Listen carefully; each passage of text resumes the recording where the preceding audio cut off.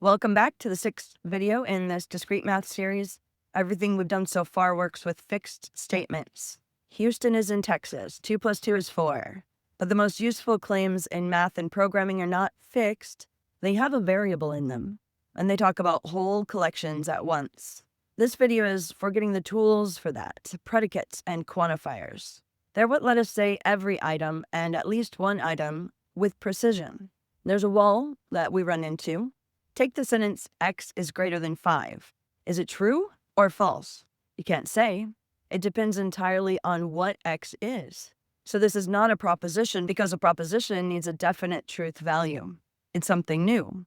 We call it a predicate, a statement with a placeholder in it. A predicate has no truth value on its own. It only becomes true or false once you fill in a specific value for that placeholder. That little gap, the unfilled slot, is what makes predicates so much more expressive than plain propositions. We write a predicate the way we write a function, capital P of x, where P is the property we care about and x is the slot. So let P of x be x is greater than 5. Now plug in values. P of 8. Is 8 greater than 5? Yes, true. P of 3. Is 3 greater than 5? No, false. P of 5. Is 5 greater than 5? No, false. Because greater than is strict. Notice what happened each time. The moment we supplied a value, the predicate collapsed into an ordinary proposition with a definite answer. P is the property. X is the thing we test on.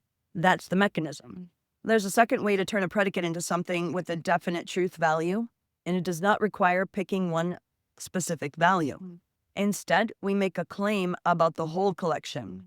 There are two of these claims, called quantifiers. The first is the universal quantifier, the upside-down A, read for all. For all x, P of x claims the predicate is true for every single value in our collection. The catch, just one counterexample. One value where it fails makes the entire statement false.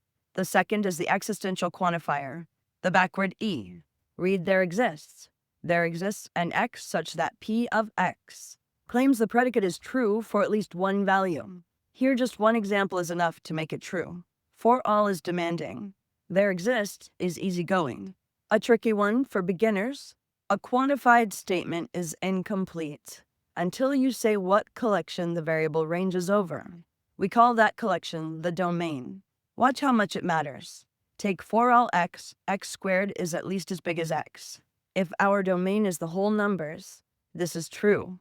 Squaring a whole number never shrinks it. But if our domain is all the real numbers, the very same sentence is false. Because 1/2 squared is 1/4, which is smaller than 1/2. Same words, different domain, opposite answer. So always know your domain before you judge a quantified statement. Now the single most practical skill here in this video, negating a quantified statement. How do you say a for all claim is wrong? You do not need everything to fail. You just need one thing that breaks it. So the negation of for all x, P of x is there exists an x where P of x is false. And how do you say a there exists claim is wrong? You need every single value to fail. So its negation is for all of x, P of x is false. Look at the pattern. The quantifier flips, universal to existential and back. And the negation slides inward onto the predicates. If that feels familiar, it should. It is exactly the De Morgan pattern from the last video. Now operating on collections instead of pairs. These two quantifiers are not abstract. They describe what your loops actually do. The universal quantity is a loop that checks every element and bails out, returning false the instant one element fails. That is for all.